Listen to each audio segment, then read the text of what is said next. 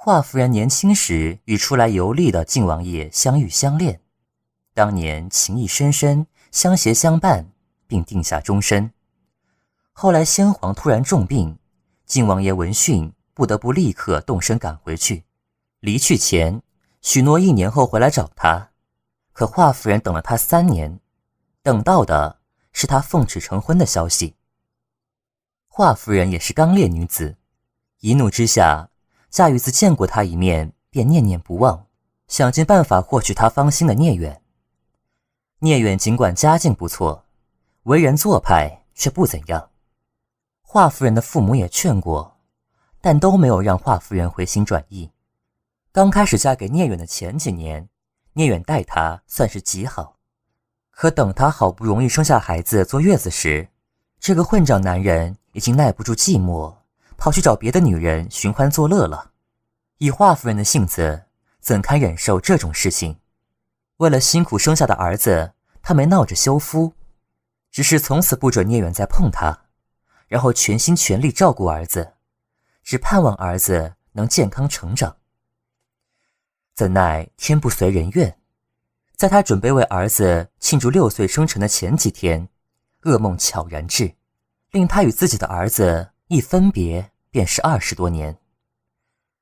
为了找回儿子，当年她撇下脸面，北上京城找晋王爷帮忙，并允诺只要帮他找回儿子，便随他回王府。可这毕竟是无奈之举，但就算心里百般不愿，只要王爷真帮他找回儿子，他还是会履行承诺。华夫人本来就是要强的性子，经过这些年的锤炼，更是说一不二。既然聂隐不是晋王爷找到的，那他就直接把从前许下的承诺当成放屁。除了他唯一的儿子，其他事情华夫人一概拿得起放得下。就算曾经海誓山盟又如何，他还不是照样转过身就娶了别的女人。华夫人站在院子里，看着花圃里开得正艳的小花，待下人通报说晋王爷已经出府，这才朝厨房走去，亲自为儿子洗手做羹汤。有娘的孩子像个宝，这句话半点不假。看着聂隐聂公子，娘亲不在身边时，披头散发，衣冠不整，终日酗酒，怎么看怎么像个风流不羁、无法无度的浪荡子。现在则是精神饱满，意气风发，玉树临风，花见花开，人见人爱的俊美男儿郎。亲手为儿子着装完毕，华夫人退后数步上下观看，还让他转几圈，再转几圈，满意的嘴角朝天直翘，不住赞叹：娘亲阅人无数，再无人像我儿这般气宇轩昂。聂隐忍不住笑：娘，你是夸我还是夸你自己？华夫人骄傲的道：当然是我俩一起夸，没有我这般美貌的娘，怎么能生出你这般俊美的儿呢？娘，聂隐狡黠笑道：你这算不算是口出狂言？华夫人走到他跟前，笑呵呵的在他手臂上拧了一下。哼，行啊，说话才利索不久，就知道讽刺你娘了。聂隐揉着被掐疼的地方只顾笑。华夫人抬头看了看天色，推他出门：时辰不早了，你快去赴约吧。虽然你是客，但迟到终归不好。聂隐点头，随母亲一同走出大门外，坐上马车，往城中的酒楼而去。宴请他的皆是一些品行不错的公子哥。当年的他有些自闭，华夫人不是带他到处游玩，便是走亲访友，结果还真让他结交上一些朋友。与这些人来来往往之后，聂隐也变得开朗许多。这次离开京城便是数月，这些朋友一得知他回来，立刻设宴请他前去一叙。可他前脚才离开，后脚便有人向华夫人通风报信，任鹏飞已经赶到京城了。这么快？华夫人眼中光芒一掠，随后淡淡吩咐道：“这件事儿先瞒着少爷。”是。华夫人看通报的人走远，坐下后不由轻叹一声。任鹏飞是他儿子的一块心病，纵然刚回京的这段时日，他看起来再开怀又如何？一听闻这3个字，就全然变成另一个人。爸，既然他们已经牵扯不清，那至少让儿子的笑容再维持久一些吧。在京城东南角有一处住宅是任鹏飞以个人名义买下的，在这里先把亲戚他们安置好后，他并没有急着去找聂隐，而是先派人去查聂隐家中的情况。许是聂隐家并无什么特别，不一会儿，派出去的人便回来告诉任鹏飞一个他早知道的事情。聂隐的父亲早逝，母亲是个有担当的强势女人，不但支撑起一个家，还把家中的生意经营得有声有色，对唯一的一个儿子宠爱无度，几乎是要什么有什么。当初听闻这些事情，任鹏飞不由把自家某个同样被宠溺过头的小子与聂隐联系在一起。可真正见过聂隐方才觉得，他家那小子就算再磨练10几20几年，也修不来聂隐那般雍容的气度。听到这些，任鹏飞本没什么想法，可又听到聂隐此刻正与数名京中的公子哥在某某酒楼里把酒言欢时，心念一转，把人叫下去后，自己也走出屋外。只是一个念头，任鹏飞突然很想知道，在他面前总是那副彬彬有礼且又带着些懒淡的聂隐，在好友面前会是什么模样。于是他不知不觉走到了京城最有名的酒楼前。走进酒楼之中，小二立刻上前询问，任鹏飞一言不发地挥了下手，便让见过不少世面的店小二不敢再诸多打扰，退回一旁，看他立目一扫，举步上楼。任鹏飞本以为需要花些时间才能找到聂隐，可一上楼就发现自己想错了。这般出色的人，如同夜空中皎洁的明月一般引人注目。本来是饮酒的地方，此时却围坐不少人。在远一些的雅间，木门半掩半起，里头坐的多半还是些年轻貌美的女子。看穿着打扮，并不是什么卖笑的青楼女子，更像是知书达理的千金小姐，身边都陪着丫鬟，或是轻摇团扇，或是半掩玉颜。秋水般的双眸透过半开的门，顺也不顺地落在不远处的一桌人身上。围观看热闹的人都快挤到了楼梯间，有些是来偷看小姐们的，更多的是关注圈中的人，个个兴致高昂。说是酒楼，这儿更像是茶会之地。任鹏飞无声无息地走到一处角落，目光一扫，轻易便看到了在人群中最引人注目的聂隐。他此刻一身白衣，头戴玉冠，飞眉入鬓，眼若点漆，举手投足洒脱不羁，却不失贵气，宛如天生，合适的让人移不开眼。他此刻正摇头苦笑，眉间因无奈蹙起的几道浅浅的褶皱，让旁人看了都恨不得冲上前为他抚平。和他同坐一桌的人正起哄着要他做什么事情，聂隐正为此而露出一脸无奈。过了一阵，任鹏飞才在周围越来越大声的起哄声中知道，原来他们是想要聂隐抚琴吟词，从中还听人提到，很多小姐便是知道聂公子在这儿才匆匆赶来的，为的便是听他弹上一首。他还会这个？任鹏飞正惊讶，已经有人从不知何处抱上来一把一看便知道价格不菲的好琴。见了琴，起哄的声音更大了。聂隐苦笑着称额，最终拗不过在场的人，起身盘坐在放置瑶琴的芦苇席上。趁这个时候，早有人摆上香炉，旁边的人也渐渐静下声来，都在期待着。当聂隐把琴枕在腿上，修长的手指在琴弦上拨弄数下试音时，任鹏飞也不禁专注聆听。接下来，手在弦上，弦动音出，一根又一根如在心弦之上拨弄，如空谷回响的灵动声音在耳朵萦绕。迷蒙之间，是谁在幽灵深处一声声的唱，又是谁在午夜梦回轻轻的哼。秋风清，秋月明，落叶聚还散，寒鸦栖复惊。相思相见知何日？此时此夜难为情。入我相思门，知我相思苦。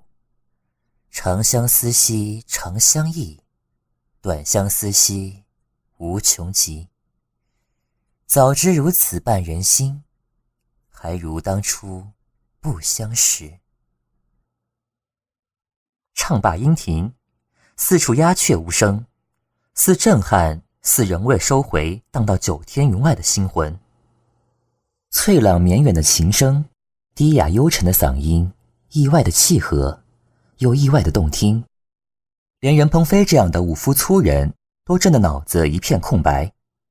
难怪周边的人如此起哄，难怪之前大家的目光都如此期待。听过一次，恐怕就真不能忘，日夜思之如狂了。在看向聂隐时，他极轻盈地放下琴，如墨的双眸在人群中扫过一圈，嘴角噙笑站起来，走回原来的位置上坐下。任鹏飞下楼慢慢踱步往回走时，脑中一直回想起聂隐扫过来的双眸，似乎因为看见了他而略停，然后飞快移开。这一幕在他心中久久不散。回到住处，先找人问青青的情况，知道他喝过药后已经睡下。任鹏飞在原地站了一会儿，朝女儿睡的那间屋走去。推门进去时，看到雅姑正对着烛火整理青青的衣物，见他进来便站起来对他轻轻点头，随后走出去掩上门。任鹏飞有个习惯，只要晚上没什么事，便会坐在女儿床边静静凝视她的睡颜。雅姑总会识趣地离开，不欲打扰这短暂却温馨的时刻。坐于床边，凝视女儿姣好的面容，不似面上的平静，其实每次任鹏飞都会百感交集。这是他的亲生女儿，却是以一个从前的他根本不曾预料过的方式诞生。曾经的他是想过会娶妻，过个几年会有许多孩子出生，有男也有女，他们会聚在一起打闹玩耍，让冷清了许久的杜鄂城热热闹闹的。从怀上的那一刻，他就从未想过接受这个孩子，更害怕见到他。可是上苍最终还是把青青送回他这里。起初他也在犹豫挣扎，要不要把女儿送到一个偏僻的地方养病。他的真实出生，他根本不想让更多的人知道。可在这个女儿第一次瑟瑟地开口叫爹时，他只觉得鼻子一阵发酸。不管如何，她的确是他女儿，与他之间有分割不开的血缘关系。看着女儿胆怯的双眼，任鹏飞的心软了，让他不顾后果地把女儿瘦小的身子抱入怀中，再不忍放开。任鹏飞伸出右手，在青青小巧的脸上仔仔细细地画她的眉，她的眼，她的轮廓。当看到睁开的一双黑亮的大眼后，任鹏飞抱歉的一笑，收回手，却被女儿扯住衣袖拦住。别吵醒你了。青青摇头。爹，你有心事？任鹏飞不禁伸手摸摸自己的脸。青青看出来了。青青又摇头，笑了一下。青青感觉出来的。任鹏飞略微心疼地伸手摸摸她的脸。青青向来懂事乖巧又敏感，有时候真不像个6、7岁的孩子。虽然雅姑与他都不曾说过什么，但他知道青青受伤后曾过过一段颠沛流离的生活，这也是造成这个孩子思想上迅速成长和变得分外敏感的原因。轻轻摸上女儿的小手，轻抚她纤细的指头和温热的掌心。任鹏飞心底不断涌上对她的愧疚。青青，你有没有怪爹没有去找过你？青青又轻轻笑，微微弯起的眼睛只有黑白分明的色彩。她握紧爹爹厚实的大手。我被雅姑姑带出谷中时，看到别的孩子都有爹娘，很奇怪青青为什么只有娘没有爹。当雅姑姑告诉我也有爹时，青青光顾着高兴了，根本没想过怪你。任鹏飞用另一只手抚上女儿的小脑袋，一遍遍地轻梳她长长的头发，心底又酸又烫。与女儿握在一起的手被轻轻摇了摇，他看向女儿的脸，只听她道：爹爹，青青的娘亲在哪儿？任鹏飞的手一顿，震惊地看着他。聪颖的女儿很快便猜出他的想法，眨了下眼睛，解释说：青青又不傻，别人的爹娘年纪相差并不大，可娘娘却老得像一个老婆婆了，和爹爹根本配不到一块儿。所以青青就想，娘娘其实并不是娘亲，生下青青的那个才是娘亲。任鹏飞呆呆地看着女儿的小脸，半天找不着舌头说话，不断想自己6、7岁时都在想什么做什么，还是自己的女儿比较聪明，比较敏感。爹，见他这般模样，青青有些不安地扯着他的衣袖。任鹏飞一见，赶紧安抚，片刻后哑着嗓子说：青青想见娘亲吗？青青抬头格外仔细地看了一阵他的神色，把脸埋在他怀里，轻声道：爹爹，青青是不是说了让你伤心的事儿了？任鹏飞不再说话，只是把孩子紧紧抱在怀里。青青伸出小手，小心地握住他的手腕，因为手掌太小，看起来只是搭上去罢了。爹爹，对不起，青青以后不会乱说话了。不，青青，不用道歉，你没有错，是爹没有想好怎么同你说。你给爹时间，总有一天，爹爹一定会告诉你一切真相，好吗？埋在他胸前的小脑袋轻轻地点了点。这夜，任鹏飞陪青青，直至他坚持不住睡下，随后坐在女儿床边，看着她越发灵秀的面容，直至夜半方才离开。那一夜，任鹏飞把自己关在书房中。第二日清晨，推门出来，派人往都尔城送去一封报平安的家书，随后转身正要走向青青的住处时，一个照顾青青的丫鬟满头大汗地跑到他面前，急得连礼数都忘了，上来便道：老爷，小姐咳血了。